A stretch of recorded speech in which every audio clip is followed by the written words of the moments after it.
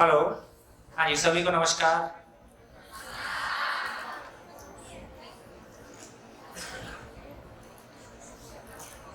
चले, बताइए कहानी कैसी लगी। पहले मैं ये चेक कर लूं कि मैं जो कुछ बोल रहा हूँ हिंदी में वो आप तक ठीक से पहुंच रहा है कि नहीं, ये कॉन्फिडेंस मेरे को आ जाए। ठीक, तो मैंने जो कहानी सुनाई उसमें से आपको क्या अच्छा लगा,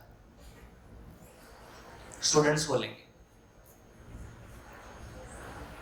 उसका कौन सा पार्ट आपको अच्छा लगा।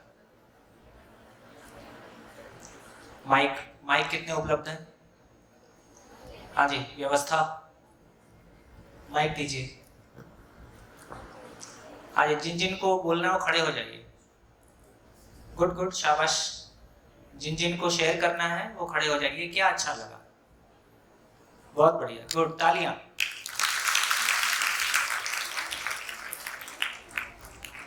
हाँ जी, बाकी सभी लोग एक बार ध्यान देके देखिए कि वो कहानी चाहे मेरी है चाहे मानिए किसी और की है, लेकिन उस कहानी में से मुझको क्या अच्छा लगा, मैं अपनी जिंदगी को कैसे देखता हूँ।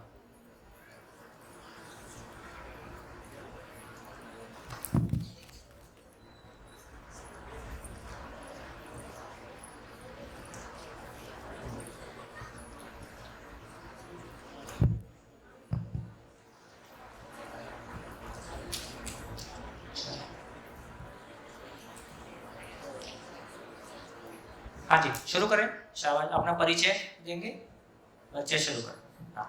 मेरा नाम धरजी अस्मिता है। मैं एसवाई में टीवाई में पढ़ती हूँ और मुझे आपकी कहानी में ये अच्छा लगा, जब हमारे साथ कोई नहीं होता है तब भगवान तो होता ही है। हाँ,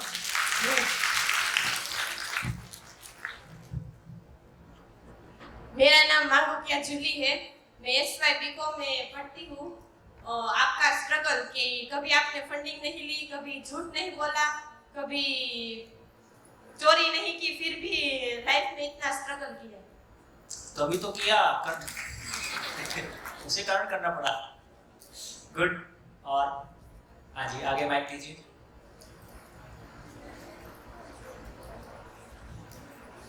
मेरा नाम चौहान पायल है। मैं टीवाईबीए में अभ्यास करती हूँ। मुझे आपने अपने जीवन में जैसे स्ट्रगल किया वो मुझे अच्छा लगा। करोगे तुम भी? जरूर। ये जो अच्छा लगता है वो हम करते हैं।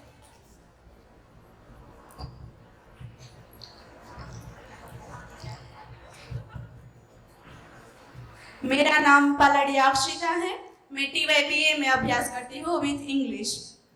मुझे आपका स्ट्रगल इसलिए अच्छा लगा क्योंकि आप एक वेल सेटेड थे, आपकी इतनी इनकम थी, आप इतना अच्छा कमाते थे और आप अपने परिवार में भी काफी आपका नाम था। फिर भी आपने एक बस्तर जैसा एक छोटा सा प्रदेश चुना और आपने वहां से अपनी एक नई दिशा चुनी। और आपने भी कहा कि आप पहले उन्हें ध्यान से नहीं सुनते थे। हम भी कभी कभार ऐसा ही होता है कि जो सामने आते हैं हमें लगता है सिर्फ अच्छी बातें करते हैं, उनके जीवन में ऐसा कुछ नहीं होता। पर आपके बातों से लगा कि आप वहां गए, आपने खुद स्ट्रगल किया और आपके जीवन संगिनी ने भी उसमें आपका सपोर्ट किया, तो वो आपकी सबसे अच्छी बात लगी मुझे। Thank you. और माइक दीजिए आगे। हाँ, खड़े हो जाओ बेटा। मेरा नाम चौहान माया है। मैं टीवाईबीए गुजराती में अभ्यास करती हूँ। मुझे आपके जीवन में वो बात अच्छी लगी कि आपने जो अपने मन में आया, आपको जो अच्छा लगा वो किया, वरना यहाँ तो कुछ ये हाल है जो बाबा कहे मम्मा कहे वो करना पड़ता है। मुझे वो बहुत अच्छा लगा कि जो आपने चाहा, वो जो निश्चय किया वो ही आपने। गुड। हाँ जी, और कुछ, और कोई? माइक इधर दीजिए। कितना, एक ही माइक है? चार हैं, तो बाकी 3 माइक कहाँ है? बीच में एक माइक। मेरा नाम भादरका रानी है। मैं 12वीं कक्षा में पढ़ती हूँ और मुझे आपके पॉइंट से पैसों से प्रॉब्लम नहीं है, मानसिकता से प्रॉब्लम है वो पॉइंट, और पेट से भूख की, स्नान की नहीं पर रोटी की जरूरत है वो पॉइंट बहुत अच्छा लगा। मुझे आपके सारे पॉइंट बहुत अच्छे लगे। हाँ जी, और बीच में एक बहन बोल रही थी, बीच में एक बहन ने हाथ खड़ा किया था। हाँ जी, नहीं, गुड। तो देखिए, आगे बढ़े, आगे बढ़ते हैं। आप सभी अपने अपने परिवारों में झांक के देखें, आप सभी अपने अपने परिवारों में झांक के देखें। हमारे घर में, जैसे यदि मैं कहूं कि हमने अपनों से दुख पाया कि परायों से पाया, जोर से बोलो। अपनों से। ये अपने सुख पाने के लिए बनाए थे कि दुख पाने के लिए? हम इनको सुख देना चाहते हैं कि दुख देना चाहते हैं? सुख दे। और यदि वो भी यहाँ बैठे होते जिनसे आपने दुख पाया है और उनसे मैं पूछ रहा होता तो वो क्या बोल रहे थे? वो सुख देना चाहते हैं कि दुख देना चाहते हैं? सुख देना चाहते हैं।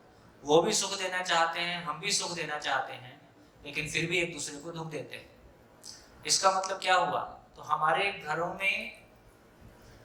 घरों में दुखों का ज्यादा कारण संबंध है या साधन है? पैसा है या प्यार है? आपस में प्यार की कमी है, आपस में प्यार की कमी के कारण समस्याएं ज्यादा हैं या पैसे की कमी के कारण ज्यादा है? कितने लोगों को लगता है कि प्यार की, संबंध की कमी के कारण समस्याएं घर में ज्यादा है? देखो, सब पीछे मुड़ के देखो, ठीक। और कितने लोगों को लगता है कि पैसे की कमी के कारण ज्यादा है? ठीक, ऐसा भी कुछ लोगों को लग सकता है। लेकिन ये समझ में आया कि पूरे परिवार में आपस में प्यार है तो मिलके पैसे की कमी पूरा कर लेंगे।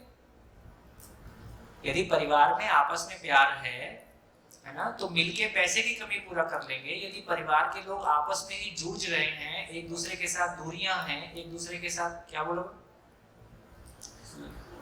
मन मुटाव है ना, तो फिर वो एकजुट नहीं हो पाते और समझेंगे। तो इन सारी बातों से जो निष्कर्ष निकला, तो हम आज जितनी बात करेंगे, तो मैं इस शिविर को यहाँ से शुरू करना चाहता हूँ। इसमें एक पक्ष है जिन्होंने ये शिविर ऑर्गेनाइज किया, एक पक्ष है जो इस शिविर को कर रहे हैं, आप उसको कर रहे हैं, मैं हूँ, हमारे कुछ मित्र हैं जो इसको डिलीवर करेंगे। तो हम तीनों ने ये काम करना क्यों तय किया? तो पहले नानू भाई बताएंगे कि उन्होंने ये शिविर ऑर्गेनाइज क्यों किया, आपने ये शिविर क्यों करवाया। फिर मैं बताऊंगा कि मैं क्यों कर रहा हूं, फिर ये बताएंगे कि ये क्यों कर रहे हैं। पहले तीनों का एजेंडा तय हो जाए ना, पता चले आपका एजेंडा कुछ और है, मेरा कुछ और है, इनका कुछ और है।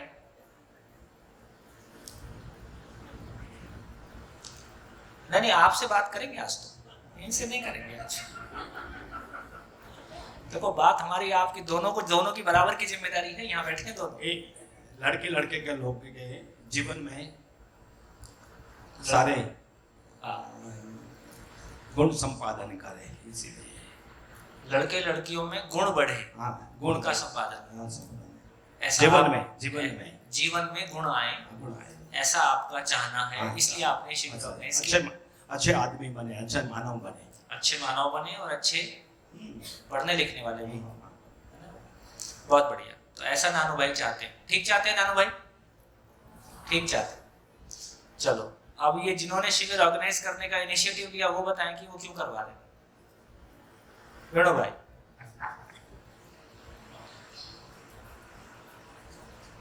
तो मैं इसलिए करना चाहता हूँ कि वालुकड़ के बारे में सोचा जाए तो मैंने जो 400 साल में जीवन विद्या का कंसेप्ट और दर्शन देखा और जीवन के साथ उसका जो जुड़ाव देखा, तो मुझे लगता है कि युवा पीढ़ी जो अभी जीवन की शुरुआत करने जा रहा है, उसके साथ ये बात होनी चाहिए और 3-4 साल यहाँ एक सतत हो सकती है।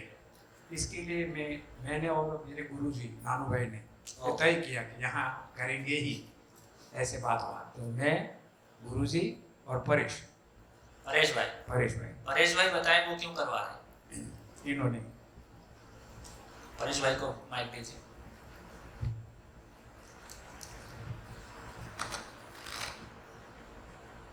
और आप बोल रहे हैं तो भाभी जी साथ में हैं ही, इधर है। हाँ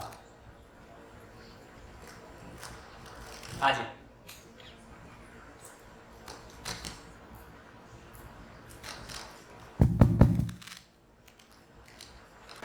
एक पूरा सजा हुआ प्रांगण है, वो तो सही है। बच्चिया की ऊर्जा है, वो भी सही है। पूरा अस्तित्व यहाँ मौजूद है, वो भी सही है। लेकिन जो हमारा लक्ष्य है, जो हमारा जीवन है, उसको तय किया जाए, इसके ऊपर इंगित किया जाए सब बच्ची के, ताकि लंबे समय तक सही अस्तित्व में पूरा अस्तित्व गूंजता रहे।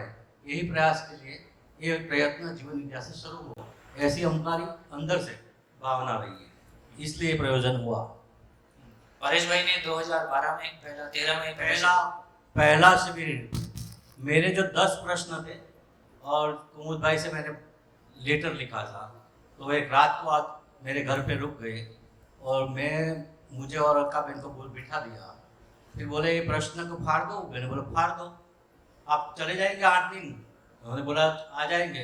आप भावनगर आ जाएंगे? हमने बोला आ जाएंगे। वहाँ सोम त्यागी जी एक जीवन विद्या की है, आप आएंगे? हमने बोला हाँ। सुबह में 2 दिन के बाद हम चले गए और 12 से ये पूरा जो ऊपर वाला की जो बात बोल रहे हैं, यही अस्तित्व और ऊपर वाला आज वही सोम भाई को 2021 में यही मौजूद कर दिया है कि ऊपर वाला किसे है।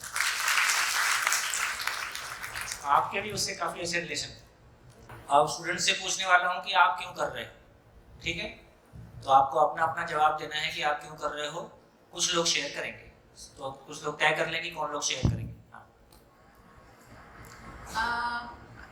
शिविर से जो ऑरा बनता है और आपका सानिध्य सबको मिलता है, उससे ज़्यादा और कुछ नहीं चाहिए। आपकी जो कहानी आपने बताई, कभी नहीं बताई इतने सालों में, हमने पहली बार सुना। का श्रेय इनको जाता है।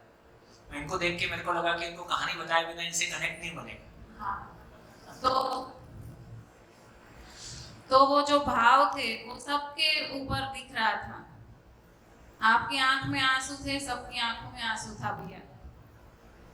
तो वो जो भाव वाला एक पूरा वातावरण बनना चाहिए और वो लंबे टाइम तक चले, बस वही चाहिए। सुखद, हमारी बहनों में से कुछ लोग शेयर करेंगे। हाँ जी, आप लोग बताएं, आप लोग क्यों कर रहे हो? आप आए हो कि आप लाए गए हो?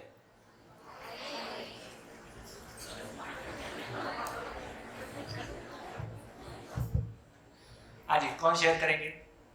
खड़े हो जाएं जो शेयर करेंगे। हाँ बेटा, शाबाश। हमारे जीवन में जो समस्या है वो हम आपको सुन के हमें सॉल्यूशन मिले, और हमारे मन में जो प्रश्न है वो हम पूछे और आप हमें सॉल्यूशन आपको।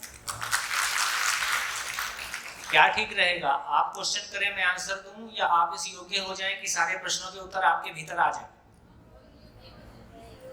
ठीक, इस शिविर का, इस कॉन्सेप्ट का, इस दर्शन का ये आश्वासन है कि थोड़ी सी मेहनत करने के बाद 1 साल की मेहनत मान लीजिए। 1 साल यदि आप ठीक से मेहनत करते हैं तो आपके पास पूछने के लिए प्रश्न खत्म हो जाएंगे।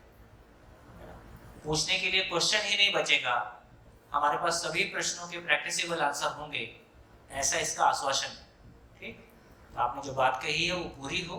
और मेरे को ऐसा लगता है कि काफ़ी, मेरी बस शंका इतनी थी, आने के पहले मैं चर्चा कर रहा था कि आपको एक स्थानीयता होने के नाते गुजराती भाषा में बात करने की आदत है। मैं पूरी बात हिंदी में करूँगा तो वो आप तक पहुँचेगी या उसमें कुछ गैप रहेगा, ऐसा मेरे मन में शंका है। ठीक है, तो मेरे मन की शंका मैं दूर करना चाहता हूँ। हाँ जी, और कोई बोले? गुड, बोलो बोलो, खड़े हो जाओ जिसको बोल रहे। हाँ जी, गुड। तब तक कोई और खड़े हो जाए। हाँ जी, आप बैठे रहें, आपको माइक पहुंचाते हैं, ध्यान रखिए माइक पहुंचाने वाले। तो ये कि पहले जीवन में यहाँ आने के पहले मेरा कोई गुरु नहीं था। वो साबरकांठा जिल्लाનો વતની છું। 1 मिनट, आप रुक जाइए। हाँ जी, आप बोलिए। સાબરકાંઠા જિલ્લાનો વતની છું અને મેં કિસાન સંઘની ઘણી શિબિરો ભરી અને આજે પણ મારા મનથી કે મેં કીધું જો અમારી બેબી છે એ મને કોઈ પકડી લાવ્યો કે ચલો આજે ગઈ બધી ઘણી શિબિરો ભરી પડશે, આ શિબિરમાં તમારે આજે હાજર રહેવું પડશે. અને એમાંય પાછું રસ્તામાં આપતા મેં કીધું મારા તો 7 દિવસ પૂરા નહીં થાય, આવું તો મારામાંથી નક્કી છે. પણ રાત્રે આવી જોયું છોકરીઓ બહુ સુંદર બધા મદદ કરતી હતી કામની અંદર. રાત્રે પણ અમને બહુ સારું અંદર્યું. પણ અત્યારમાં પણ અમે નાસ્તાની અંદર પણ અમને સારી સગવડતા મળી ગઈ અને આપણું આ જે બધું માર્ગદર્શન હતું એ પણ ખૂબ આવ્યું. એટલે મારા મનમાં વિશ્વાસ થઈ ગયો કે ભાઈ આપણે અહીંયા રહેવું જ જોઈએ. અને મેં આજકાલથી ગઈ નથી, આજે મને 83 વર્ષ થઈ ગયા, 83 વર્ષ. એટલે 83 વર્ષ જ્યારે અનેક કામ કરતો રહ્યો છું, સફળતાઓ મળી છે. આ કંપની કદી મેં નિષ્ફળતા ભગવાને મને અપાઈ નથી. અને આવાના મને સ્વભાવ મળે અને આપ જેવા શબ્દોથી દૂરથી પ્રભાવિત થયો. અસ્તુ. क्या बोले आप बताओ, पीछे माइक तो बताओ थोड़ा क्या बोली, बीच बीच में नहीं समझ में आता.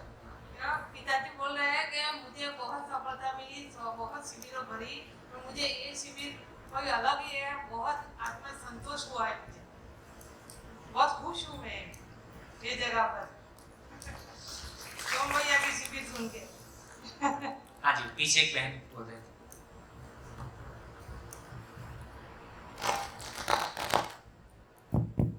इस संस्था में आने से पहले मेरा कोई गुरु नहीं थे. मैं जी रही हूँ, मेरा अस्तित्व है ऐसा मुझे पता नहीं था. यानी कि मेरा अस्तित्व नहीं था ऐसा लगता था. लेकिन यहाँ आने के बाद मेरे कई गुरु बने और मेरे गुरुजी चाहते हैं कि हम सब अच्छे आदमी बने, हम कुछ अच्छा करके दिखाए. तो इस शिविर के दौरान मैं ऐसा बन के दिखाऊंगी और मेरे गुरुजी को ये संतोष मिले कि मेरा मन, ये मेरा गोल है, इसलिए मैं शिविर अटेंड कर रही हूँ. हाँ जी, और एक दो लोग और. हाँ जी, इधर एक माइक.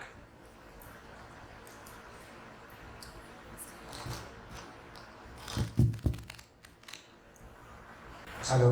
हाँ, आपकी जो अभी तक की पहले सेशन की जो सब कहानी आपने एक सुनी, तो उससे मुझे ये पता चला कि आपने गरीबी नहीं देखी बचपन में, लेकिन मैंने बचपन में गरीबी देखी.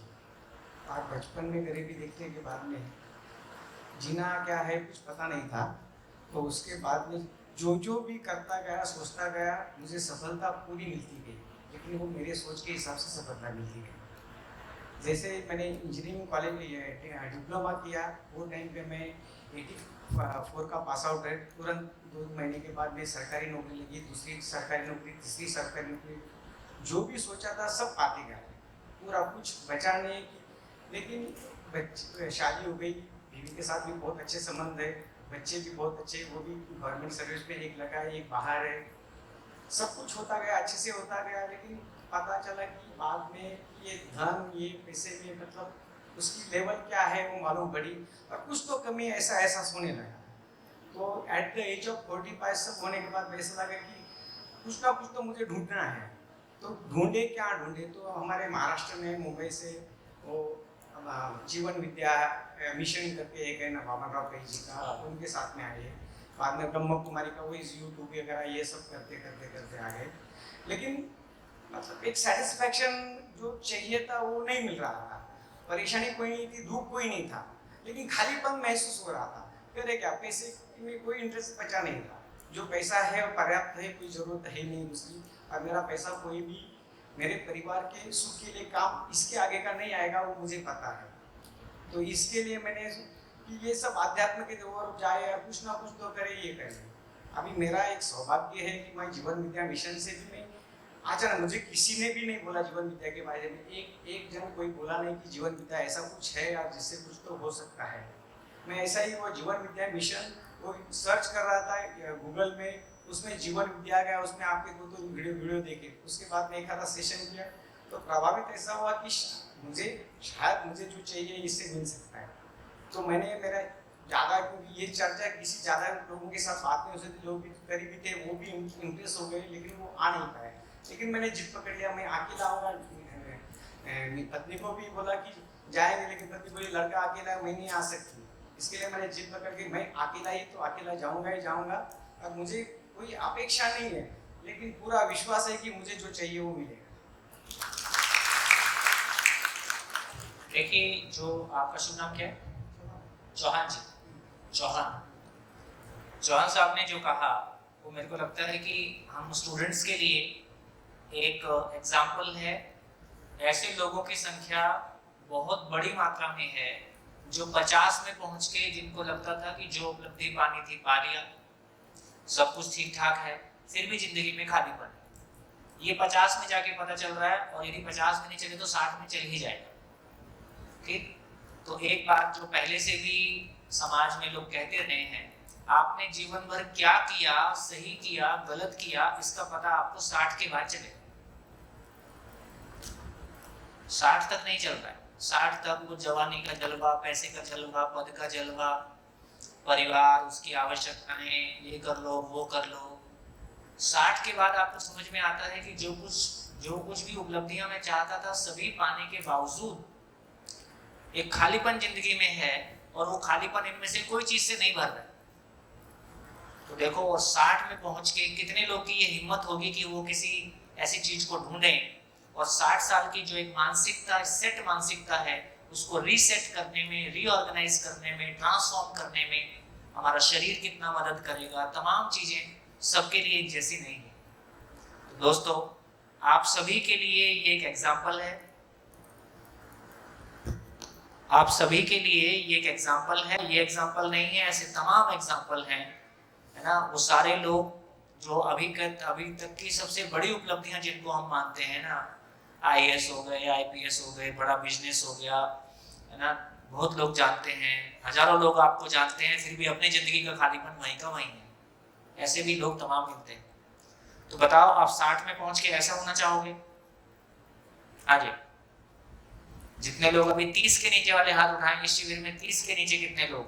30 के नीचे वाले लोग, 30 के नीचे वाले लोगों के लिए थैंक यू। 30 के नीचे वाले लोगों के लिए 50 के आसपास के लोग बता रहे हैं कि जो कुछ भी हमने सोचा था, सरकारी नौकरी, पैसा, उपलब्धि, ये सब कुछ मिलने के, मैं ये नहीं कह रहा हूँ कि ये सब गलत है, ऐसा मैं नहीं कह रहा हूँ, लेकिन ये अपने आप में पर्याप्त नहीं है, पूरा नहीं है, जिंदगी नहीं है। इसका मतलब कितने प्रतिशत लोग हैं जो ऐसी मान की जिंदगी जी रहे हैं? कितने प्रतिशत होंगे? समाज में कितने प्रतिशत लोग होंगे जो ऐसे ही मान के जी रहे हैं जैसा आप जी? 99.9 लोगों, 9% लोगों के पास में जिंदगी का एड्रेस नहीं है। उनका जिंदगी का एड्रेस गलत है। और यदि जिंदगी का एड्रेस ही गलत है, क्या फर्क पड़ता है कि आप 18 घंटे मेहनत करते हो? ये बात पहुंच रही? मेरी हिंदी आप तक पहुंचती है? हाथ उठाओ। गुड, बढ़िया। मेरी शंका है कि नहीं पहुंचती हो, क्योंकि मेरे को गुजराती नहीं पहुंचती है ना, तो जो अपने शंका में रहता है वो ऐसी सोचता है। Thank you. धीरे धीरे मेरी भी ठीक हो रही है। तो दोस्तों, ये गहरी बात है, ये गंभीर बात है कि एक आदमी अपनी जिंदगी में कितनी मेहनत करता है, किन परिस्थितियों में करता है। उन सारी मेहनत के बावजूद, उन सारी की सारी परिस्थितियों में, तमाम सफलताओं के इसमें भी सारी परिस्थिति में मेहनत करके सफल होने वाले कितने लोग होते हैं? बहुत कम। और जो सफल हो गए उनकी हालत ऐसी है। तो इसका मतलब है, तो मैं बहुत क्लियरली कहना चाहता हूं, 99.9% लोगों के पास जो जिंदगी का एड्रेस है, जो जिंदगी जिसको वो जिंदगी मानते हैं, वो जिंदगी नहीं है। वो जिंदगी नहीं है। सफल भी हो जाओ तो भी नहीं। या आप 12th करके क्या करोगे? मैक्सिमम IIT जाओ, इससे ज्यादा कुछ कर नहीं सकते। मैक्सिमम IAS हो जाओगे, इससे ज्यादा कुछ कर नहीं सकते। मैक्सिमम ये नहीं करोगे, नेता हो जाओगे, उससे ज्यादा क्या करोगे? और मैक्सिमम 2000, 4000, 10,000 करोड़ का बिजनेस हो जाएगा, इससे ज्यादा क्या करोगे? आपके भी 2 बच्चे हो जाएंगे। ऐसे भी तमाम लोग हैं जिन्होंने जैसा चाहा था, उनके बच्चे जैसा वो चाहते थे उससे ज्यादा अच्छे सेटल हो गए हैं। बच्चे सेटल हो जाएं, बच्चे सेटल हो जाएं, बच्चे तो सेटल हो गए, हम सेटल नहीं हुए। तो दोस्तों, सवाल यही है कि यदि जिंदगी का एड्रेस ही गलत है तो क्या फर्क पड़ता है कि हम 24 घंटे मेहनत करते हैं? क्या लक्ष्य पे पहुंचने वाले हैं? क्या जिंदगी पाने वाले हैं? जिंदगी तो पाने वाले नहीं है, क्योंकि आपके एड्रेस में जिंदगी थी ही नहीं। या आप एक नौकरी पाना चाहते थे, नौकरी पा गए, है ना। आप एक शादी करना चाहते थे, हो गई। अभी किराए का मकान था, कल अपना हो गया। अभी 2 व्हीलर था, कल कार ले लिए। इससे अब क्या करो? ये सब हो जाएगा, लेकिन जिस चीज के लिए ये सब था वो खाली। किसी को ये 24 में पता चल रहा है, किसी को अभी ऐसे बच्चों की संख्या तेजी से बढ़ रही है जिनको ये 30 में 30 के नीचे पता चल जा रहा है। ये संख्या तेजी से बढ़ी है। क्यों तेजी से बढ़ी है? एक तो ये तमाम मोबाइल की वजह से इतना सारा एक्सपोजर आ गया, बहुत कुछ हमारे सामने आ गया। दूसरा, जो मकान और गाड़ी आदमी 50 तक पूरा करता था हमारी पीढ़ियों में, वो 30 तक पूरा हो जा रहा है।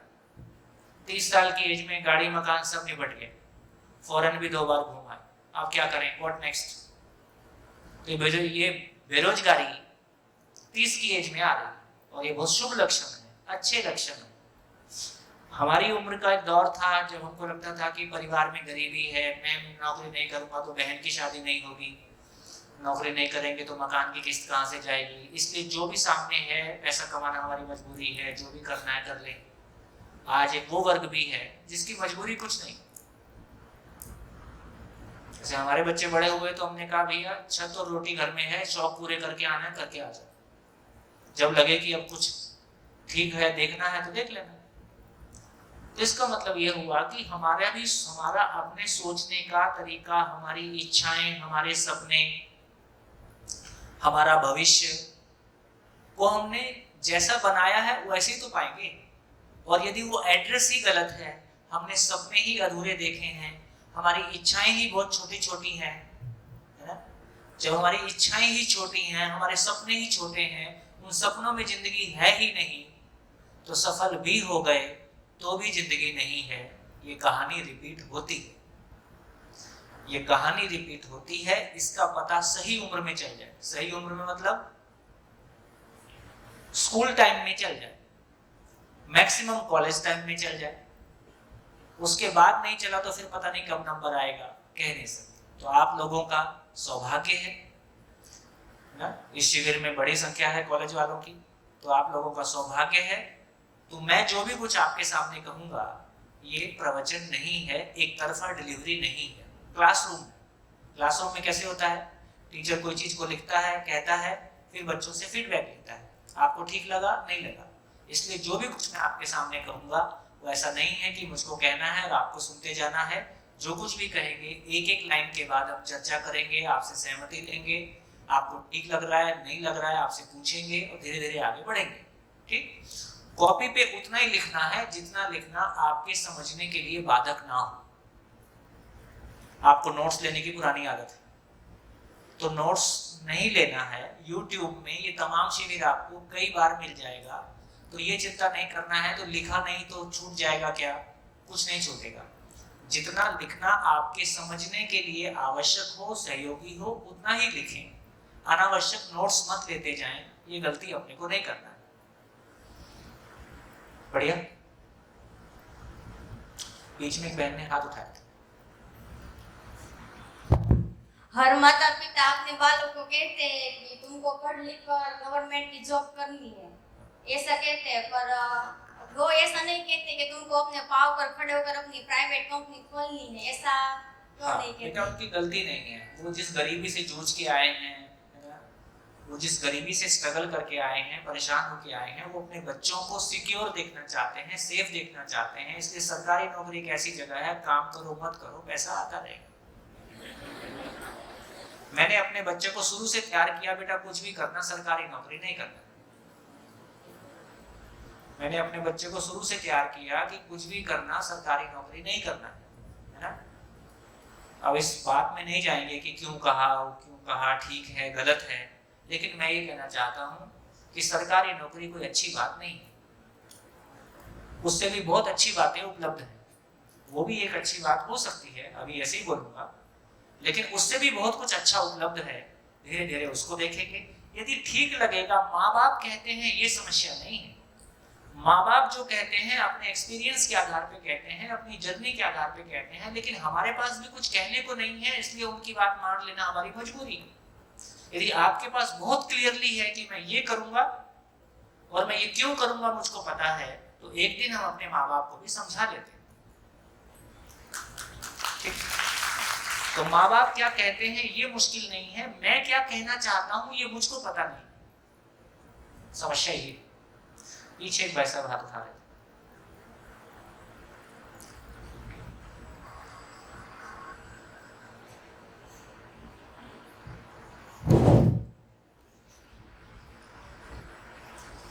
मेरा नाम दिलीप मेहता है। मैं बम्बई से रहने वाला हूँ। फिलहाल मैं यहाँ वडील सेवाश्रम में रहता हूँ, नानू भाई की कृपा से। बहुत बढ़िया। और मैं ये कहना चाहता हूँ कि सरकारी नौकरी के बारे में आपने जो कहा वो 100% सही है कि करप्शन के बिना वहाँ काम नहीं होता। 2-5% लोग ऐसे होते हैं कि जो करप्शन नहीं लेते, फिर भी वो उसी की राह में न रहे तो नौकरी से वो फेंके जाते हैं। इसीलिए पुलिस जैसा डिपार्टमेंट या कोई भी डिपार्टमेंट ये करप्शन से भरा हुआ है, या तो हर सरकारी कर्मचारी इससे दबा हुआ है और उसकी भावना को दबा के वो ये काम करते रहते हैं। ये पहली बात है। बहुत बढ़िया। दूसरी बात मैं ये कहना चाहता हूँ कि हम बच्चों के सामने आज ये प्रवर्तन कर रहे हैं, तो बच्चों को ये मैसेज दी जाए कि एजुकेशन ये इतना जीवन में इम्पोर्टेंट नहीं है। एजुकेशन का भी उतना ही महत्व है कि जितना आप कह रहे हैं। आप जो कह रहे हैं वो जीवन की शैली के बारे में, यही जीवन कैसे जीना है उसके बारे में, तो फिर भी उसको ग्रेजुएशन और पोस्ट ग्रेजुएशन तक जाना है, ये विचार ये बच्चों ने अपने आप दिमाग में रखना जरूरी है। इस सभा में जितने लोगों के मन में जिस तरह की शंकाएं हों उनको लिख के कॉपी में रखें। लास्ट के दिन तक देखते रहें, जब एड्रेस नहीं होगी तब बता। हाँ ठीक है, मैंने यही कहा ताकि इनके मकसद ऐसा है कि उनको ग्रेजुएशन करना है, पोस्ट ग्रेजुएशन और स्टडी तो करना ही है। अभी देखेंगे, अभी शुरू करने दो। अभी अपनी कंडीशन से क्यों बोल रहे हो? Thank you sir. होल्ड करो, होल्ड करिए, कुछ नया आने वाला है। यदि पुराने से काम चल ही रहा होता तो शिविर की जरूरत क्या थी?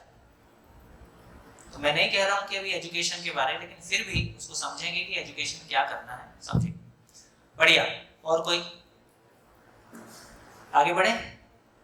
चलिए आगे बढ़ते हैं। मैं चाहता था कि हमारे मित्र जिन्होंने इस शिविर को ऑर्गेनाइज करने में, चलाने में और आगे चलाने में अपनी भूमिकाएं निभाएंगे, और वो भी उस तरह के एग्जाम्पल हैं जिनको शिविर के दौरान आपको बहुत सारी मदद मिलेगी, क्योंकि जिन चीज़ों को हमने उपलब्धि माना है ये तमाम लोग उस उपलब्धियों को पाए हुए हैं और उसके बाद ये कुछ और कह रहे हैं। देखो एक छोटा सा शेयरिंग करता हूँ, छोटी सी कहानी और सुनाता हूँ। जब मैं कॉलेज में पढ़ता था इंजीनियरिंग के दौरान, तो मेरे मन में एयरफोर्स कहीं से बैठा हुआ था, है ना, फाइटर पायलट बनना है, ऐसा कहीं से स्कूल टाइम से, कॉलेज टाइम से कहीं बैठ गया था। फाइटर पायलट समझते? फाइटर पायलट, एक पायलट वो है जो लोगों को लेके, है ना, एयर इंडिया।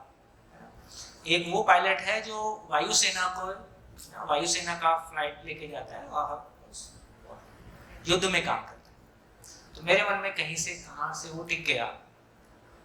तो जब भी मैं किसी एयरफोर्स का वो फाइटर का फोटो कहीं लगे रहते हैं, जहां भी एयरफोर्स के बेस होते हैं, तो मेरे को बहुत आकर्षित करता था। तो मेरे को लगता था, लेकिन इंजीनियरिंग में जाने की वजह से समस्या ये हो गई कि जिन्होंने इंजीनियरिंग चूज कर लिया अब वो एयरफोर्स चूज नहीं कर सकते, एनसीसी में सी विंग चूज नहीं कर सकते, ऐसा क्राइटेरिया था। फिर भी मेरा मैं तो लगता कि ठीक है इंजीनियरिंग पूरी करने के बाद कुछ करूँगा। तो एक दिन मैं एयरफोर्स के बेस में चला गया और मैंने सोचा कि वहाँ लोगों से बात करूँगा। तो जिनको मैं अपनी ज़िंदगी का रोल मॉडल मानता था, मैं जैसा होना चाहता था, जो पहले से वैसे हो गए हैं, उनसे बात करना चाहता था। तो मैं बाहर अंदर घुस गया और कुछ 2 लोगों से पूछा, तो 2 लोगों ने बता दिया कि वहाँ मिल सकते हैं, उनसे बात कर लो। तो मैंने उनसे जाके कहा कि आप बहुत ऐसा काम करते हैं, मैं भी ऐसा होना चाहता हूँ और मैं ऐसे इंजीनियरिंग कर रहा हूँ, ये प्रॉब्लम है, आपको कैसा लगता है? वो तो मेरे स्टार थे ना। तो मैंने उनसे पूछा कि आपको कैसा लगता है? तो उन्होंने कहा कि रोज यही सोचते हैं रिजाइन कैसे करना है। अब मेरे उन्होंने सारे सपने इतनी जोर से तोड़े, तो मैंने उनसे फिर पूछा कि आप ऐसा क्यों कह रहे हैं? बोले देखो, जितनी हमारी क्रिएटिविटी है, जितना हमारे भीतर कुछ करने का जज्बा है, उसको करने, रोज तो युद्ध नहीं होता है, तो रोज कोई ज्यादा काम है नहीं, तो वो आधे घंटे की मीटिंग रही होगी। उस आधे घंटे की मीटिंग के बाद मेरे भीतर से वो फाइटर पायलट का सपना निकल गया। फिर मैंने वैसा सोचना बंद किया। तो मैं ये कहना चाहता हूँ कि हम सब, आप सब विशेष रूप से जो कॉलेज में हैं, स्कूल में हैं, हम सब अपनी जिंदगी तो 20 साल बाद मैं कैसा होऊंगा, कभी ऐसा मन में ख्याल आता है कि नहीं? कितने लोगों के मन में ख्याल आता है कि 20 साल बाद मैं कैसा होऊंगा? सबके आता है। गुड। तो 20 साल बाद मैं कैसा होऊंगा? तो आज मैं जैसा बनना चाहता हूं, क्या ये ठीक नहीं रहेगा कि जो वैसा बन चुके हैं उनसे जाके बात करके आए, वो कैसा फील कर रहे हैं? से फॉर एग्जांपल आप इंजीनियर बनना चाहते हैं, तो आपके गांव में, आपके शहर में 10 इंजीनियर भी होंगे। उनसे जाके पूछो कि तो आप इंजीनियर बन गए, आपको कैसा लगता था, क्या सोच के बने, क्या निकला? मैं भी ऐसा सोच रहा हूँ, मेरे लिए आपका क्या मार्गदर्शन है? कितने लोगों को लग रहा है कि ऐसा करना उचित है? आप में से कितने लोगों ने ऐसा किया है? 3 माइक तो।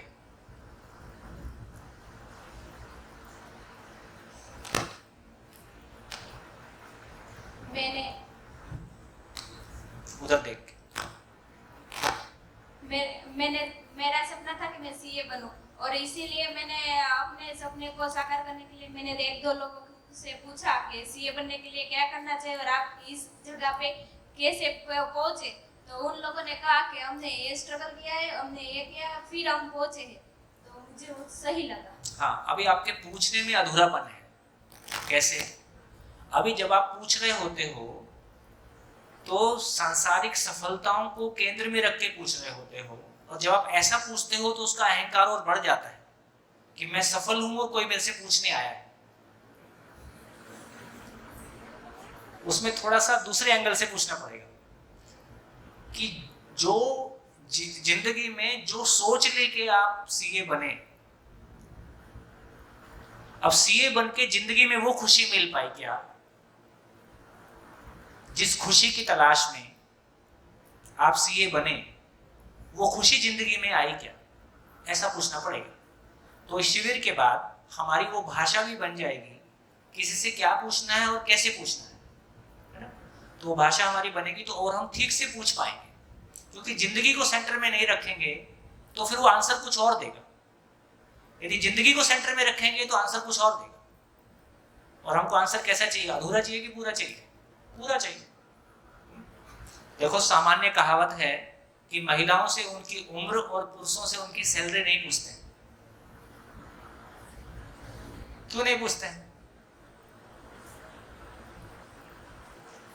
अब किसी पुरुष से मैंने सैलरी पूछ ली, अभी तुम्हारी कितनी है, वो बोल देगा 4 लाख रुपए महीना, तो मैं बेहोश हो जाऊं।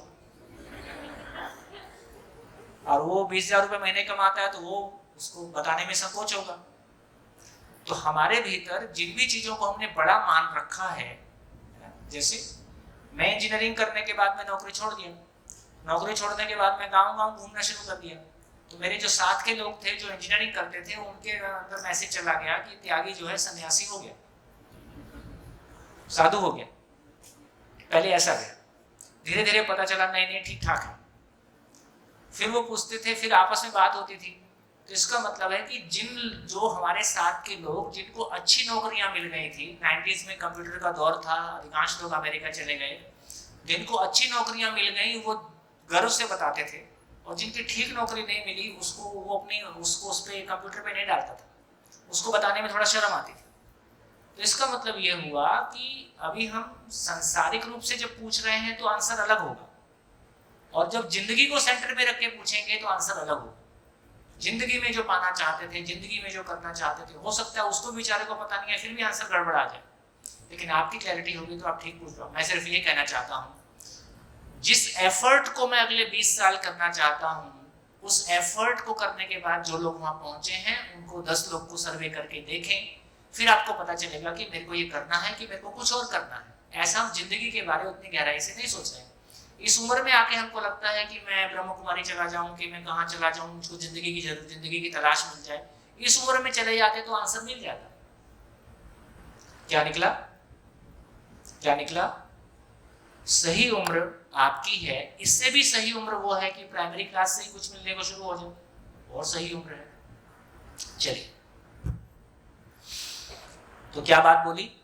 आज कोशिश करेंगे, फिर भी सुबह का सेशन भी गया है, अभी का सेशन भी हुआ है।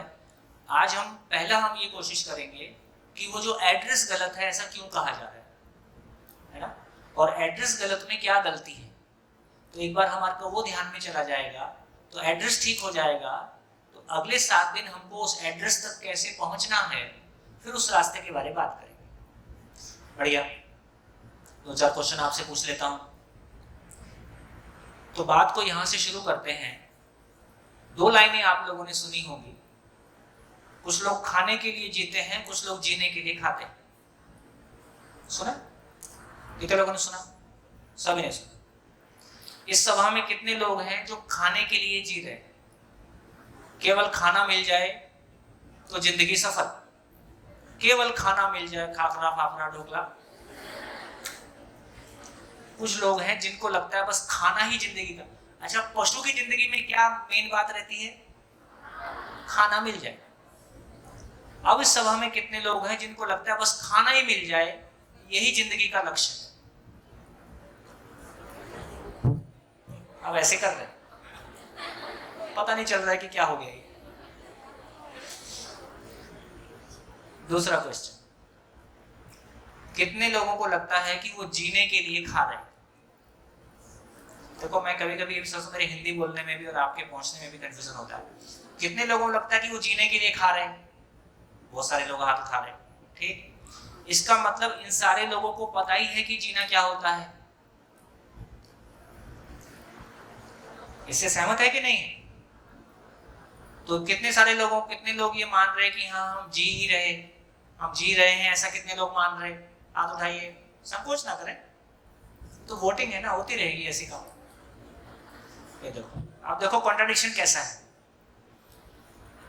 जब मैं कह रहा हूं कि कितने लोग जीने के लिए खा रहे हैं, तो मैक्सिमम लोग हाथ उठा रहे हैं। फिर मैं पूछ रहा हूं अच्छा, इसका मतलब आपको पता ही है कि आप जी रहे हो, तो हाथ नहीं उठा रहे। इसका मतलब जितने लोगों ने हाथ नहीं उठाया वो खाने के लिए जिंदा है, या खाते खाते ये सोच रहे हैं कि जीऊं कैसे।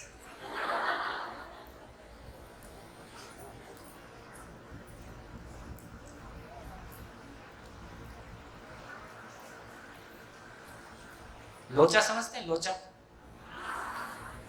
समझ में आ रहा है? सूरत में एक लोचा खाने की डिश है। लोचा भी खाने की डिश है। तो दोस्तों, यहां से हमारी ये क्लैरिटी बन रही है कि कुछ गड़बड़ तो है। क्या गड़बड़ है, उसको समझने के लिए हम एक एक्सरसाइज करेंगे।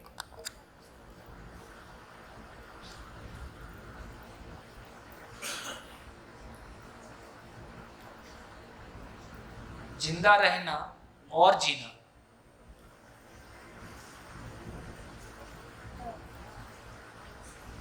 कितने लोगों को लगता है ये एक ही बात है? पहले मैं शिविर के नियम आपको बता देता हूं। जो भी कुछ कहा जाएगा मैं प्रस्ताव के रूप में आपके पास रखूंगा। जैसे अभी तक आपके पास कुछ कहता हूं, फिर आपकी वोटिंग करवाता हूं। मैं प्रस्ताव के रूप में कुछ आपके सामने रखता जाऊंगा। जो भी कुछ मैं रखूंगा आपके सामने, उसको आपको मानना नहीं है। ठीक हो गया? मानना नहीं है। तो मानने के लिए नहीं कहा जा रहा है। क्यों मानने के लिए नहीं कहा जा रहा है? जैसे 2 शब्द बोले, आप मेरे को थोड़ा बताना गुजराती में क्या बोलेंगे। हम फॉलोअर बनना चाहते हैं कि डूअर बनना चाहते हैं?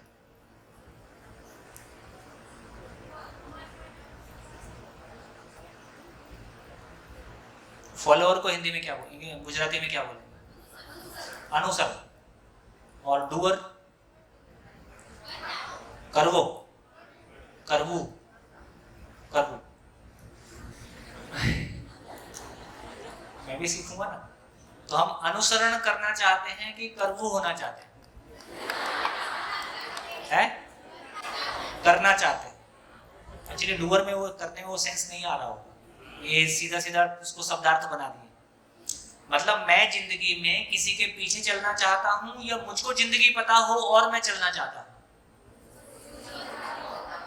मुझको जिंदगी पता हो और मैं चलना चाहता हूं या मुझको जिंदगी पता नहीं है, किसी और को पता है, मेरे को उसके पीछे पीछे चलना है? तो मुझको किसी के पीछे चलना है, इसका नाम फॉलोअर है। मुझको जिंदगी पता है ना, तो हमको हम कहाँ होना चाहते हैं? मुझको जिंदगी पता चल जाए। क्योंकि देखो, शरीर कभी कभी बीमार होता है, इसलिए शरीर का डॉक्टर दूसरा हो सकता है। लाइट फैन भी कभी कभी खराब होते हैं, इनका भी डॉक्टर दूसरा हो सकता है। कंप्यूटर भी कभी कभी खराब होता है, कार भी कभी कभी खराब होती है, बाकी इस टाइम चलती है। लेकिन मन कैसा है?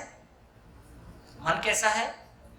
24 घंटे कोई निर्णय लेना होता है, ये सही है कि ये सही है, मैं गलत हूं कि वो गलत है, ये उचित है कि ये अनुचित है। 24 घंटे मेरे भीतर ये सोचने की मशीन काम करती है। तो मेरे सोचने की मशीन के लिए मैं किसी का फॉलोअर होऊंगा, इससे काम चलेगा कि मुझे को पता हो कि क्या उचित है, क्या अनुचित है, क्या सही है, क्या गलत है ना? और मैं कहाँ खड़ा हूँ ये मुझको पता होगा कि दूसरे को पता होगा? मुझको पता होगा। तो यदि जो कुछ कहा जा रहा है उसको हम मान लेते हैं तो हम फॉलोअर बनते हैं कि डूअर बनते हैं? हम फॉलोअर बनते हैं। हमको फॉलोअर बनना है कि डूअर बनना है? डूअर बनना है। हमको पता हो कि कैसे चलना है, इसका मतलब है कि हमको मानना है कि जानना है। हमको चीजों को जानना है और जानने के लिए जांचना जरूरी है। जानने के लिए जांचना जरूरी है। जांचने का तरीका, पहला तरीका है जिसको हम कह रहे हैं, पहला तरीका है कि अभी के लिए मैं लिखता हूं कि आप उसको कम से कम तर्क की कसौटी में कस के देखें, लॉजिकल है कि नहीं। तर्क की कसौटी में कस के देखेंगे, फिर उसको ये देखेंगे कि मेरे लिए प्रैक्टिसेबल है कि नहीं।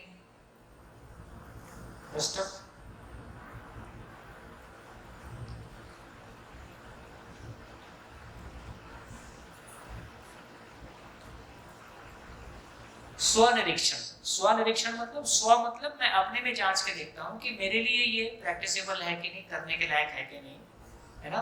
फिर परीक्षण, मेरे परिवार में सबके लिए ठीक है कि नहीं।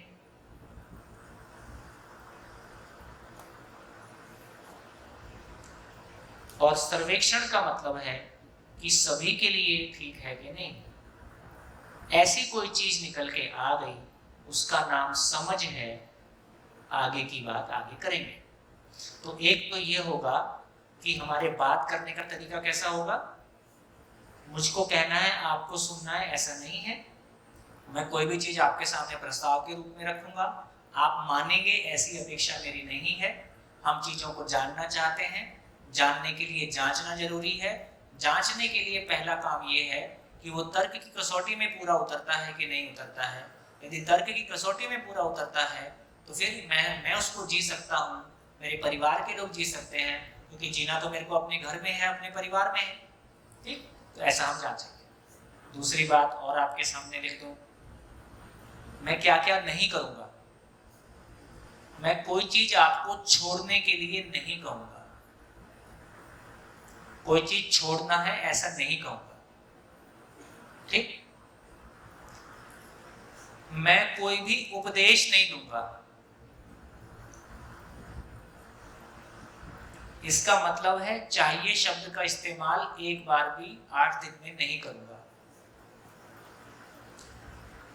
आपको 4 बजे उठना चाहिए ऐसा मैं नहीं बोलूंगा। ठीक, तो कोई भी चीज छोड़ने के लिए नहीं कहा जाएगा, कोई उपदेश नहीं दिया जाएगा, कोई चीज चाहिए नहीं कहा जाएगा, कुछ भी मानने के लिए नहीं कहा जाएगा।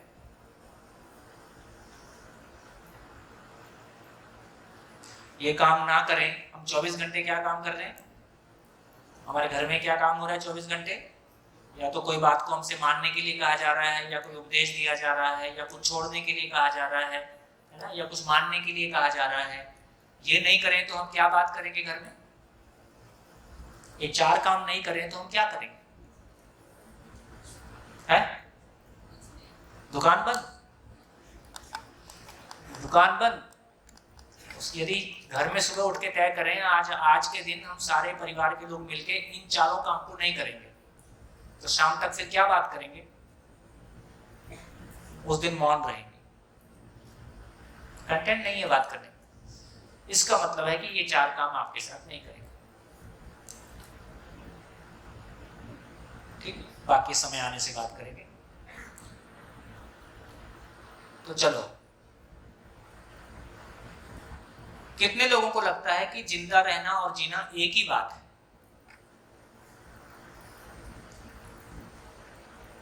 चलो, किसी को नहीं लगता है। कितने लोगों को लगता है कि ये अलग अलग बात है? गुड। तो क्या अलग अलग है? कितने अंतर हैं दोनों में?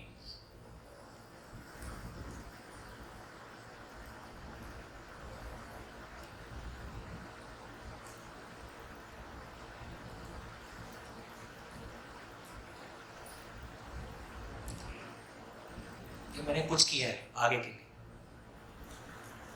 टीचर होता है ना, उसको पता हो आगे क्या करने वाला है,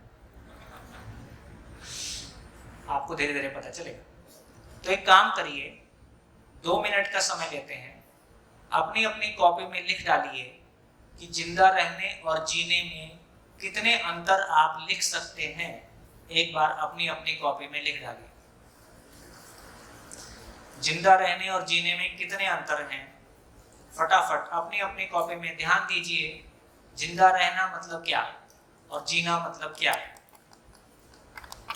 कितने अंतर आप लिख सकते हैं, लिख के देखिए, है ना। ये लिखने का मतलब क्या हुआ? अभी आप क्या कर रहे हो? अभी आप क्या कर रहे हो? नहीं, मान नहीं रहे हो। अभी आप क्या कर रहे हो? इसका नाम, जो अभी आप करोगे, इसका नाम स्वनिरीक्षण है। आप सीधे सीधे अपने में देखते हो, है ना, अपने भाव और विचार में देखते हो, अपने एक्शंस को देखते हो, और उसमें से देख के अब आप लिखोगे, अच्छा इसको मैं जिंदा रहने में रख सकता हूँ, इसको मैं जीने में रख सकता हूँ। इसी को स्वनिरीक्षण बोलते हैं। तो स्व का मतलब स्वयं, अपना, निरीक्षण का मतलब है उसको देखना। तो अपने में निरीक्षण करें, अपनी पूरी जीवन शैली को देखें और उसमें देख के लिखें क्या चीजें जिंदा रहने में आएंगी, क्या चीजें जीने में आएंगी।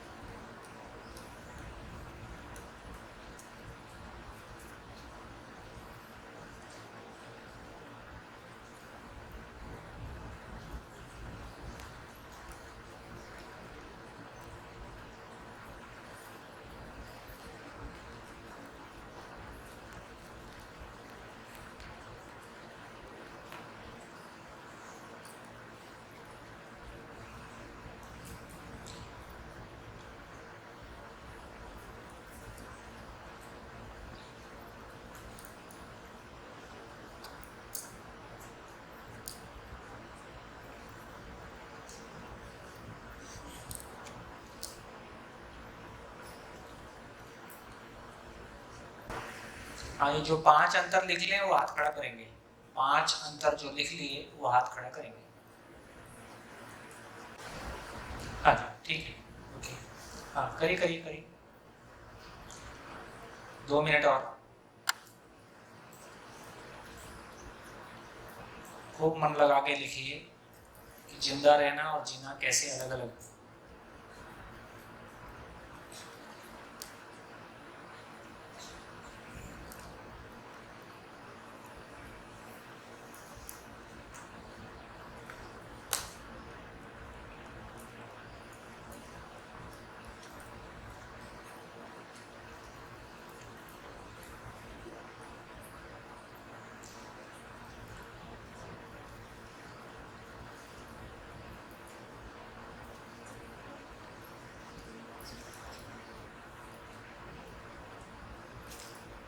हाँ जी, जिसको लिखना है वो लिखते रहिए।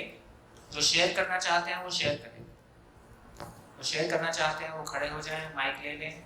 हेलो। हाँ जी, अपना परिचय भी देते जाएं।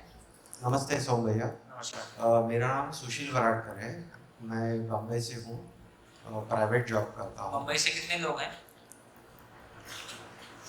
1 2 3 4 5। जी जी। जिंदा रहना मुझे लगता है कि ये सर्वाइवल के लिए है, मतलब फिजिकल अस्तित्व बनाए रखने के लिए है, और जीना एक सेटिस्फैक्शन के लिए है, आनंद के लिए है। जिंदा रहना ये बॉडी खुद के लिए है, मतलब शरीर के लिए है, जबकि जीना में सेंसेस, मतलब अपने जो सारे सेंसेस है वो भी शामिल हो जाते हैं और मन भी शामिल हो जाता है। जिंदा रहना ये ऑटोमेटिक है और जीना कॉन्शियसली किया जाता है। उदाहरण ये है कि सबसे पहले मुझे लगता था कि सिर्फ खाना मिले तो कितना अच्छा रहेगा, तो कुछ करने की ज़रूरत नहीं है। लेकिन लॉकडाउन की सिचुएशन जब आई तब शुरुआत के 15 दिनों में अच्छा लगा घर में बैठे रहना और खाना और कुछ नहीं करना, लेकिन over a period of time जैसे समय बीतता गया कुछ खालीपन नज़र आया और बोर होने लगा। तो क्या ज़रूरी है, कुछ तो मिसिंग है, ये फीलिंग उस टाइम आने लगी। तो ये जो जीने की जो प्रक्रिया है ये ऑनगोइंग है। इसके लिए जिंदा रहना कहीं सीमा है, उसकी लिमिट हो जाती है, जबकि जीना ये टाइमलेस है और हमेशा चलता रहता है। जीने का कोई एक एग्जांपल लेके बताएंगे कि इसका नाम जीना है? जीना मतलब एक एग्जांपल मैं ये बता सकता हूँ कि जो मुझे जिसमें विश्वास है वो करना। एग्जांपल बताओ, किया हुआ बताओ, ये मैंने किया, इसका नाम जीना है। ऑफिस के सिलसिले में जब मुझे लगा कि ये एक काम था जो मैं भी क्लियरली बता नहीं सकता बिकॉज ऑफ प्राइवेसी रीजंस, लेकिन वो करना था एक ज़रिए से, और मुझे लगा कि एक तरीके से करना चाहिए बिकॉज वही सही है। तो शुरुआत में तो वो मान नहीं रहे थे, लेकिन बाद में फिर मैंने जब कन्विंस किया और उसी पे आगे चला, बिकॉज उसमें सभी को साथ लेके आगे चलना था। तो जब मैंने वो किया तो मेजॉरिटी उसमें एग्री हो गया और आगे जाके फिर हम लोग सभी मिलके उस रास्ते पे चल दिए। इसको लिख के रखें कि आपने इसको जीना कहा है, ठीक है? आगे क्लैरिटी बनेगी। ठीक, बड़ी थैंक यू। धन्यवाद। नेक्स्ट। हाँ जी, खड़े हो जाइए। माइक।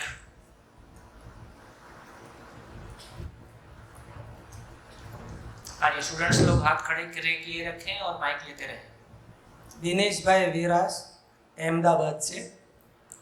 जिंदा तो पशु पंखी पेड़ पौधे सारी जीवन सृष्टि जी रही है, लेकिन जो मनुष्य है उनका जीवन विशेष में है। मनुष्य आया है, क्यों आया है, कहाँ से आया है, कहाँ जाने का है, क्या पाने का है, ये जीवन का लक्ष्य होना चाहिए। वो तो सब जीव सृष्टि सब जी रही है, जैसे आहार, भय, मैथुन, निद्रा, ये सब प्राणी मात्र में स्वाभाविक है, लेकिन मनुष्य का जो जीवन है वो विशेष है। तो उनको ये पता करना चाहिए, उसका लक्ष्य होना चाहिए कि हमें क्या करना है, दूसरों को सुख पहुंचाना, किसी को दुख नहीं देना, सुखी करना, वही जीवन में सफल होते हैं, वो मनुष्य का लक्ष्य है। और आगे जाके मोक्ष पाना वही अंतिम लक्ष्य है। मोक्ष क्या होता है? मोक्ष माना मन का लय होना। ये सभी जो मन भटकता रहता है वो फिजिकल मटेरियल्स में, वो शांत हो जाता है और अपने आप में खो जाता है, अपने आप में संतुष्ट होता है, वही मोक्ष है। बढ़िया। हाँ जी, स्टूडेंट्स की तरफ से बढ़िया बढ़िया। हाँ जी, माइक खड़े होकर बोलेंगे।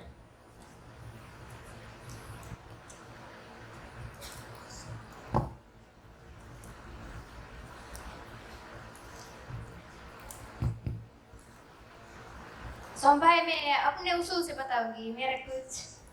मेरे हिसाब से जिंदा रहना शारीरिक रूप से ठीक हो और जीना अपने उसूलों से वर्तन करना, यानी कि किसी की परवाह ना करे। दूसरा टॉपिक है दूसरे हमें महसूस कर सके, मतलब हम यहाँ है, दूसरे हमें अनुभव कर सके। और जीने का है अपने आदर्शों को, अपने आप को महसूस करना, अपने अंदर के आत्मा को महसूस करना। तीसरी बात है अपने शरीर की परवाह करना, यानी कि बॉडी को। और जीने में है हमसे कुछ ऐसा ना हो जाए जिनसे मेरा खुद से विश्वास उठ जाए, इसकी परवाह करना। चौथी बात है दूसरों को ध्यान में रख के खुद को समेटना। और जीने में है कौन क्या कहेगा, कौन क्या सोचेगा मेरे बारे में, क्या कहेगा, क्या मानेगा मेरे बारे में, इसकी परवाह करे बिना जीना। और लास्ट में है जिंदा रहना मेरी ज़रूरत है और मैं अपने गुरु के संतोष के लिए काम कर रही हूँ, इसलिए मैं मानती हूँ कि मैं जी रही हूँ। गुड, बहुत बढ़िया। हाँ जी, और हाँ, गुड। माइक परिचय देते जाएं अपना। मेरा नाम पलड़िया अक्षिता है। मैं टीवाईबीए इंग्लिश में अभ्यास करती हूँ। मेरा मानना है जिंदा रहना मतलब सिर्फ सांसें लेना, अपने आसपास जो हो रहा है उसे देखते रहना। और जीना मतलब है कि निराशा के बीच में भी आशा की एक किरण लेके आगे बढ़ना। और मैं मानती हूँ कि हमारी जिंदगी का आखिरी लक्ष्य जो है वो हर पल हमें खुश रहना है।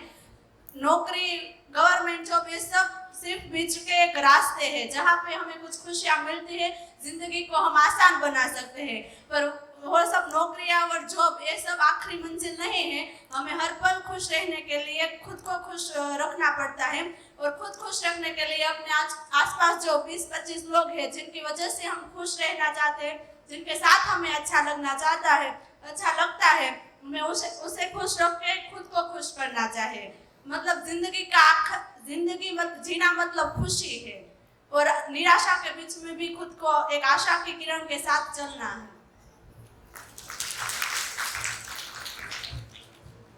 हाँ जी, और एक दो पीछे स्टूडेंट।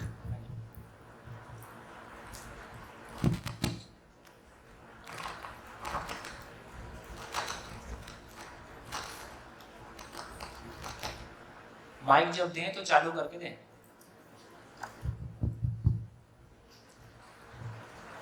नमस्कार सर। मेरे हिसाब से जिंदा रहना मतलब सर आपसे मतलब आपको अपने आप से लोगों से जुड़ना पड़ता है। और जब आप जी रहे हो ना तब लोग अपने आप को ऐसे आकर्षित हो जाते हैं कि आपके साथ जुड़ जाते हैं ऐसे। तो मेरे ख्याल से जीने का मतलब यही है, जो आप जो कर रहे हो वो मुझे लगता है कि आप जी रहे हो, क्योंकि हम सब लोग आपके साथ ऐसे जुड़ रहे हैं। और जिंदा रहना मतलब कि एक अपनी जिंदगी में डर रहता है कुछ। और जीना मतलब कि अब जब जी रहे हैं ना अपने हिसाब से तो कोई डर नहीं रहता है हमारे अंदर। और जीना मतलब कि हमें खुशी मिले या दुख मिले सब मिल सकता है, हम जिंदा रहते हैं तब। और जीना मतलब कि हम कुछ भी कंडीशन हो हम खुश ही रहते हैं, तो उसका मतलब मेरे हिसाब से जीना है सर। आपका परिचय? जयेश कंजारिया। कहाँ से? बड़ौदा से हूँ सर। किसके थ्रू आए? और मेरा एक फ्रेंड है, इसके थ्रू है मैं। बढ़िया, लास्ट एक और। गुड। हाँ जी, खड़े हो जाइए।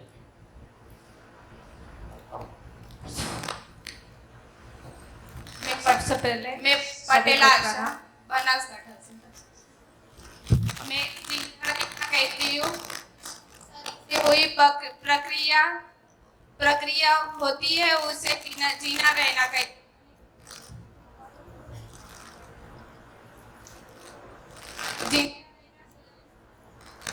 माइक बदलो, तब तक आप बोलो, तब तक पीछे बोलो, आपका माइक बदलते हैं तब आप बोलो। सबसे पहले सभी को प्रणाम। मेरी नाम रेवती साहा, महाराष्ट्र से हूँ।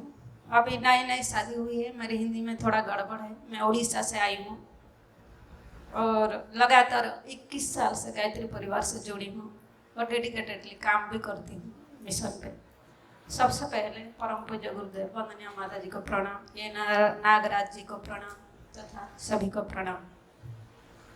जिंदा रहना और जीना, जिंदा तो सब लोग रहते हैं धरती पे, आज तक जितने भी आए हैं मानव सब लोग जिंदा रहते हैं, पर जो जीवन का जी कर गए हैं धरती से, वो आज भी हमारे सामने पूजनीय है। कोई महापुरुष के लिस्ट में है, कोई अवतारी देवता के पुरुष में जी कर गए हैं। तो इसीलिए हमको अगर जीना है तो अपने मानव जीवन की लक्ष्य क्या है वो जानकर जीना है, समझकर जीना है। जीना है तो आत्म गौरव, आत्मशांति, आत्मसम्मान के साथ जीना है। दया, करुणा, क्षमा, मैत्री सब लेकर जीना। बड़ी बड़ी बहुत। लास्ट माइक, अभी ये लास्ट करेंगे, सभा ऑफ करेंगे, बाद में करेंगे। मैं पटेल आशा। जिंदा रहना मतलब कि शरीर से हुई प्रक्रिया, કોઈ કે આનો ફેવરેટ છે એના દ્વારા, અને જીના मतलब બા વિચાર से। चलिए, खूब बढ़िया। तो सभा के लिए जोरदार तालियां। संख्या इतनी होने के बावजूद भी जो क्वालिटी है या जैसा फर्स्ट सेशन जैसा चला है, जैसी बात पहुंच रही है, काफ़ी संतोषजनक है। हम इस क्रम को आगे बढ़ाएंगे।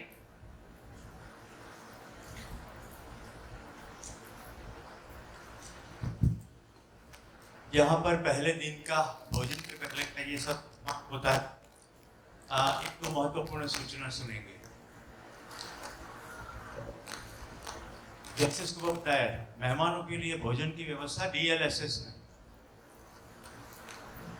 बच्चों की भोजन की जैसे है वैसे ही सभी मेहमान एक ही जगह भोजन पे जाएंगे। और मेरी ओर से एक विशेष प्रार्थना है, यहाँ से सीधा भोजन के लिए जाए, क्योंकि इतने लोगों का भोजन बनाने के लिए पूरा किचन साफ सुबह में कितने बजे से उठ के लगा है। तो पहले भोजन कर ले, बाद में विश्रांति करें। आपकी आदत के अनुरूप आप लेट भी करना चाहे, लेकिन लेट ना करें। जितना हो सके इतना जल्दी भोजन कर ले तो फिर फ्री हो जाएंगे। सत्र शुरू होगा 2:30 बजे। इसका मतलब है आप 2:20 पर अपना स्थान ग्रहण कर लेंगे। ओके, 10 मिनट यहाँ से जीवन विद्या विषय को गाना सुनने को मिलेगा और 2:30 बजे बिल्कुल सेशन शुरू होगा। दूसरी सूचना, जो पुराने शिविरार्थी है, शाम की गोष्ठी में सहायक होने के लिए मैं उसको कुछ सूचना देना चाहूँगा। वो इस कमरे में अभी बने रहे। और सभी बच्चों को, बालूगढ़ लोक विद्यालय के सभी बच्चों को इस क्लास में 2 बजे अपना स्थान लेना है। आपको मैं जल्दी बुला रहा हूँ, आपके लिए और कुछ सूचना मुझे देनी है, ठीक है? तो मेहमान 2:20 पर आएंगे, बच्चे सभी 2 बज के आएंगे। जाइए, भोजन कीजिए। धन्यवाद।